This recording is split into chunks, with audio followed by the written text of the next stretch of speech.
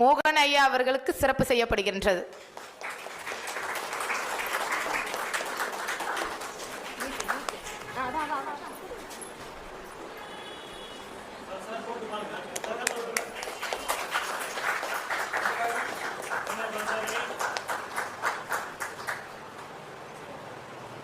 முப்படை முன்னாள் இராணுவ வீரர் மற்றும் இராணுவ வீரர்களுக்கான நலச்சங்கத்தை ஏற்படுத்தி தாயகம் காக்கும் அவ்வீரர்களினுடைய நிலைப்பாடுகளை நம் முன் எடுத்து சொல்லக்கூடிய, நமக்கு தோளோடு தோள் கொடுக்கக்கூடிய ஐயா மோகன் ஐயா அவர்களை உங்கள் முன் உரையாற்ற அன்போடு அழைக்கின்றோம்.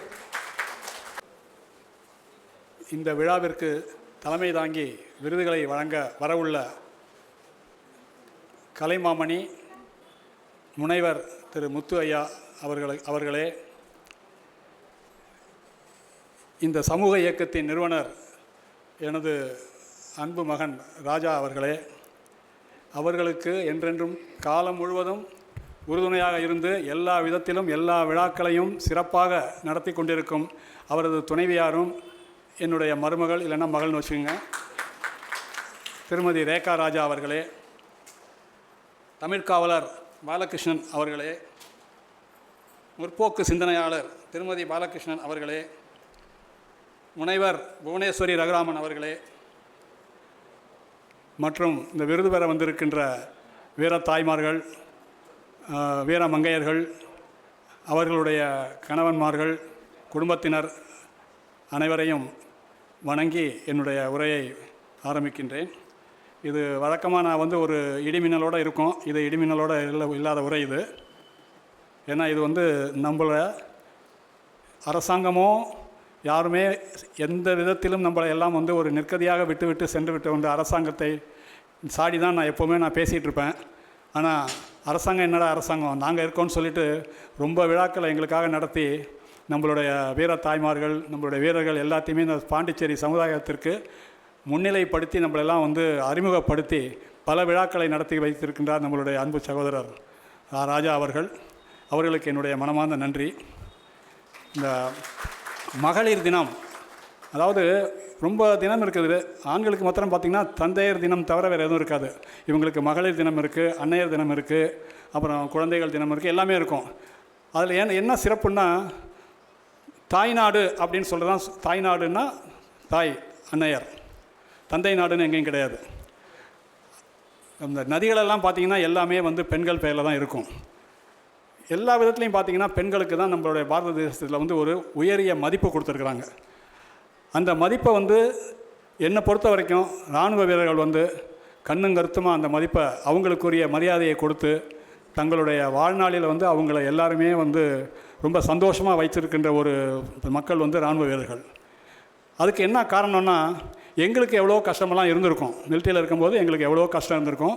அந்த கஷ்டத்தெல்லாம் தாங்கிக்கிட்டு அவங்களுக்கு உறுதுணையாக இருந்து எங்களுடைய இராணுவ சேவை வெற்றி அடைவதற்கு காரணமாக இருந்தவர்களே தாய்மார்கள் தான். அவங்க இல்லைன்னா நம்மளால் அந்த இதுக்கு அச்சீவ் பண்ண முடியாது. அதை நான் பல கூட்டத்தில் நான் சொல்லியிருக்கிறேன். அதனால தான் எங்களுடைய வெற்றிக்கு பின்னால் தாய்மார்களாகிய எங்களுடைய துணைவியார் அவங்க தான் இருக்கிறாங்க. இதில் எவ்வளவோ கொஞ்சம் பேர் போரில் இறந்தவங்க இருக்கிறாங்க. சர்வீஸை முடிச்சுட்டு பாண்டிச்சேரியில் செட்டிலாண்டி அதற்கு பிறகு இறந்து போனவங்க இருக்கிறாங்க. எங்களுடைய வீரர்கள், அவர்களுடைய துணைவியாரும் இங்கே வந்திருக்கிறாங்க. அந்த காலத்தில் நீங்கள் பார்த்தீங்கன்னா கணவர் இறந்துட்டாங்கன்னா அவங்கள விதவைகள் தான் சொல்லுவாங்க. ஆனால் இராணுவத்தில் இந்த விதவைகள் அப்படிங்கிற பேச்சு வரக்கூடாது அப்படிங்கிறதுக்காக ஒரு 5 வருஷத்துக்கு முன்னால் அந்த பேச்சை எடுத்துகிட்டு வீரத்தாய்மார்கள், அதாவது இந்தியாவில் வீரநாரீஸ்ன்னு சொல்லுவாங்க, அவங்களெல்லாம் வீரத்தாய்மார்கள்னு சொல்லியிருக்காங்க. அவங்களுக்கு விதவையர் பட்டம் கொடுக்கக்கூடாது, வீரநாரீஸ் வீரத்தாய்மார்கள். உண்மையிலேயே அவங்க வீரத்தாய்மார்கள் தான். சும்மா ஏதோ சண்டைக்கு போனோம், மிலிட்டரியில் இருந்தோம், அங்கேருந்து வந்தோம், அவங்க செத்து போனார், வீரத்தாய்மார் இல்லை. ஏன்னா 15 வருஷம் 20 வருஷம் அவங்க கூட படாத பாடுபட்டு அவங்களுடைய கஷ்டத்தெல்லாம் அவங்களும் அனுபவித்து அது வெளியில் வந்ததுக்கப்புறமும் அவங்களுடைய நினைவாலேயே இன்னமும் வாழ்ந்துக்கிட்டு எங்களுடைய முப்படைக்கு ஒரு நல்ல ஒரு மதிப்பை கொடுக்கின்ற தாய்மார்கள் வீரத்தாய்மார்கள். அவர்களெல்லாம் கௌரவப்படுத்தணும் அப்படின்னு சொல்லி ராஜா சார் என்கிட்ட கேட்கும்போது எனக்கு கொஞ்சம் ரொம்ப மெய்சிலித்து போனது. ஏன்னா ஒரு 50 பேரை ஒரே சமயத்தில் கூட்டு ஹானர் பண்ணுறதுங்கிறது அவ்வளோ ஈஸி கிடையாது. இப்போ ஸ்கூலில் நடத்துகிறாங்க, இப்போ ஸ்கூலில் வந்து மகளிர் தினம் நடத்துனாங்கன்னா ஒரு பெரிய ஆடிட்டோரியத்தில் எல்லா ஸ்கூலில் இருக்கிற டீச்சர்ஸையோ கேர்ள்ஸையெல்லாம் கூப்பிட்டு வச்சு செய்கிறாங்க. அந்தந்த ஸ்கூலில் அங்கங்கே எடுத்து செஞ்சுட்டு போயிடுறாங்க. அப்படி வந்து ஒரு பெரிய ஆடிட்டோரியத்தில் பாண்டிச்சேரியில் இருக்கிற எல்லா ஸ்கூலில் இருக்கிற டீச்சர்ஸையும் கூப்பிட்டு வந்து டீச்சர்ஸ் டே நடத்துகிறாங்களா, இல்லை மகளிர் தினம்னு போட்டு மகளிர் நடத்துகிறாங்களா? கிடையாது. அந்தந்த கட்சிக்காரங்க அங்கங்கே நடத்துகிறாங்க. சில ஏரியாவில் அந்த கவர்மெண்ட் ஸ்டாஃபுங்க அவங்க இதில் நடத்துகிறாங்க. ஆனால் இது மாதிரி ஒரு இடத்துல எல்லாரையும் வந்து கூட்டி வச்சு செய்கிறங்கிறது ரொம்ப கஷ்டம். ஆனால் அவர் பிளான் பண்ணியிருந்தது 100 பேரை கூட்டிகிட்டு வந்து செய்யணும்னு சொல்லி 100 பேரை கூட்டிகிட்டு வந்து இதை செய்யணும். ஏற்கனவே 2-3 திட்டங்கள்லாம் போட்டோம். ஒரு சில தவிர்க்க முடியாத காரணங்களால் அவருக்கு உடல்நிலை சரியில்லாமல் போய் ரொம்ப இதாக இருந்தனால அதனால் இங்கே வந்து அதை மீட் அவுட் பண்ண முடியல. அதுக்கப்புறமா இப்போ நடக்கிறது இது பெரிய விழா. இந்த விழாவை வந்து ரொம்ப சிறப்பாக ஏற்பாடு பண்ணியிருக்கிறதுக்கு ராஜா அவர்களுக்கும் ரேகா அவர்களுக்கும் என்னுடைய மனமார்ந்த நன்றி. ஆனால் அதுக்கு இவங்க எவ்வளோ கஷ்டப்பட்டிருப்பாங்கங்கிறது அவர் ரொம்ப பேர்கிட்ட ஷேர் பண்ண மாட்டார். என்கிட்ட ஒன்றுன்னு சொல்லுவார். ஆனால் நான் சில வீட்டுக்கு போய் பார்த்தேன்னா அவங்க படுற கஷ்டம் எனக்கு தெரியும். அதெல்லாம் இருந்து எது வந்தாலும் ஏற்றுக்கொள்ள வேண்டும் அப்படிங்கிற ஒரு சிந்தனையோடு எல்லாம் கடந்து போகும் அப்படிங்கிற மாதிரி தான் அவர் செஞ்சிட்ருக்காரு. இப்போ இந்த விழாவை முன்னாள் இராணுவ வீரர்களுடைய இணையவர்களுக்கும் வீர தாய்மார்களுக்கும் இந்த விழாவை நடத்தி அவர்களை கௌரவப்படுத்துவதன் மூலம் அவர் சொல்ல வந்த செய்தியாக இருக்குமா இல்லையா எனக்கு தெரியாது. நான் அறிவிக்கின்ற செய்தி என்னன்னா, அரசாங்கம் இழுத்துக்கொள்ள வேண்டும். எந்த ஊர்லேயும் சரி, அதாவது எஸ்பெஷலி நம்ம சவுத் ஸ்டேட்டில் தென்னிந்தியாவில் நீங்கள் பார்த்தீங்கன்னா இராணுவ வீரர்களை மதித்து நடக்கிற அரசாங்கம் எங்கேயுமே கிடையாது. நார்த்தில் வந்து இராணுவ வீரர்களை மதிக்கிற மாதிரி எங்கேயுமே இருக்கிறது இல்லை. இந்த ஒரு இராணுவ தினத்தில் எங்களுக்குன்னு ஒரு நலவாரியம் ஒன்று இருக்குது. எங்களுடைய ஆதங்கமெல்லாம் அதுதான். நீ வந்து இருக்கிற ஒரு 240 பேரையும் கூப்பிட்டு வச்சு ஒன்றும் செய்ய வேண்டாம். அட்லீஸ்ட்டு ஒரு 15-20 பேரை கூப்பிட்டு வச்சு ஒரு மகளிர் தினம் அப்படின்னு சொல்லி அவங்க ஆஃபீஸில் நடத்தலாம். என்னென்னமோலாம் பண்ணிகிட்ருக்காங்க, எங்கெல்லாம் பண்ணிகிட்ருக்காங்க. நமக்கு ஒரு ஐடென்டிஃபிகேஷனே இருக்காது. முன்னாள் இராணுவ வீரர்கள் தினம் அப்படின்னு நடத்தணும்னு சொல்லி நாங்களும் ரொம்ப பெட்டப்பாகி இந்த வருஷம் ஜனவரி 14ஆம் தேதி நடத்துனாங்க. ஒரு 20 பேரை கூப்பிட்டு வச்சு நடத்துனாங்க. அதுவும் யாருக்கும் தெரியாது. பெரிய விளம்பரங்களும் ஒன்றும் இல்லை. அப்படியே ஒரு 4 பேரை கூப்பிட்டு வச்சு பண்ணிட்டாங்க. அந்த மாதிரி இது வந்து முன்னாள் இராணுவ வீரர்களை மக்களுக்கு வெளியே கொண்டு வரணும். அரசாங்கம் வந்து எந்த விதத்துலையும் பண்ணாது. எங்களுடைய கோரிக்கைகள்லாம் எதுவுமே ஏற்றுக்காது. அது பரவாயில்ல, விட்டுருங்க. ஏன்னா இனிமேல் அரசாங்கத்தில் போய் நோண்டி கேட்கறதுல பிரயோஜனமே இல்லை. இருந்தாலும் இந்த மாதிரி ஒரு விழாவை நடத்துகிற சமயத்திலே என்னுடைய விருப்பம் இப்போ என்னென்னா, 2026 வருது. புதிய அரசாங்கம் ஃபார்ம் ஆக போகுது. அதில் பழைய ஆளுங்களே இருக்க போகிறாங்களா, புதிய ஆளுங்க வருவாங்களா தெரியாது. யங்ஸ்டர்ஸ் வருவாங்களா, இல்லை பழைய பெருசாலிகளே வருவாங்களா, அதுவும் தெரியாது. யங்ஸ்டர்ஸ் வரணும். இராணுவ வீரர்களை மதிக்கின்ற ஒரு மனப்பக்குவம் அவங்களுக்கு இருக்கணும். அப்படிங்கிறது தான் என்னுடைய வேண்டுகோள். நானும் வந்து எவ்வளவோ கோரிக்கையெல்லாம் வச்சு பார்த்துட்டோம். இருந்தாலும் எங்களுக்கும் ஒரு நல்ல காலம் வரும் அப்படிங்கிற ஒரு நம்பிக்கையோடு நான் இருக்கிறேன். என்னை பொறுத்த வரைக்கும் நீங்களும் கான்ஃபிடண்ட்டாக இருங்க. நல்லதே நடக்கும். நன்றி, வணக்கம். காப்பதோ தேசத்தை. ஆமாங்க சார்.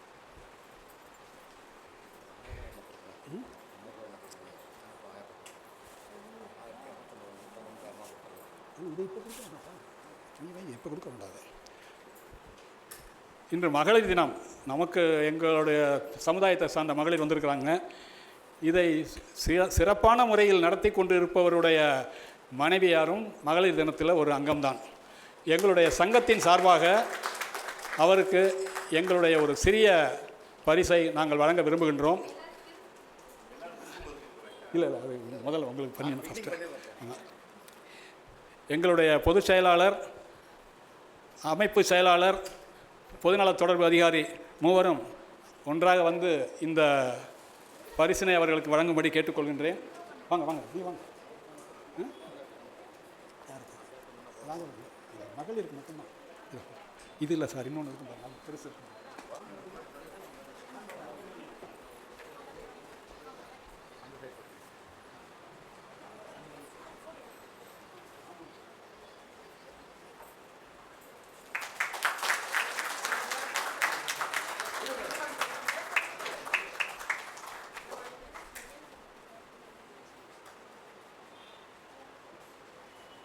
மகளிர் தினத்தன்று நான் சொல்கிறது வந்து ஒரு பெருசாக நீங்கள் வந்து இதாக நினச்சக்கூடாது. என்னை பொறுத்த வரைக்கும் அவங்க ஒரு மாமேதை. அவங்களுடைய லெக்சர்லாம் நீங்கள் வந்து இப்போ சாதாரணமாக இங்கே பேசுகிறதோடு சரி, வேறு சில மீட்டிங்லலாம் பேசும்போது பார்த்திங்கன்னா தமிழ் அப்படியே துள்ளி விளையாடும். அதாவது நம்மளுடைய புதுவை அரசாங்கத்துக்கு போதாத காலம் அவங்கள வந்து பணி நீக்கம் பண்ணிட்டாங்க. அது வந்து அவங்களுக்கு நஷ்டம் இல்லை, நம்மளுடைய புதுவை மாநிலத்தை கல்வித்துறைக்கு தான் ஒரு பெரிய நஷ்டம். நாங்கள் அவங்கள முதல் முறையாக எங்களோட முதன்மைப்படுத்தி அவங்கள கௌரவப்படுத்துறதுக்கு எங்களுக்கு வாய்ப்பு கொடுத்தவர்களுக்கு என்னுடைய மனமார்ந்த நன்றி.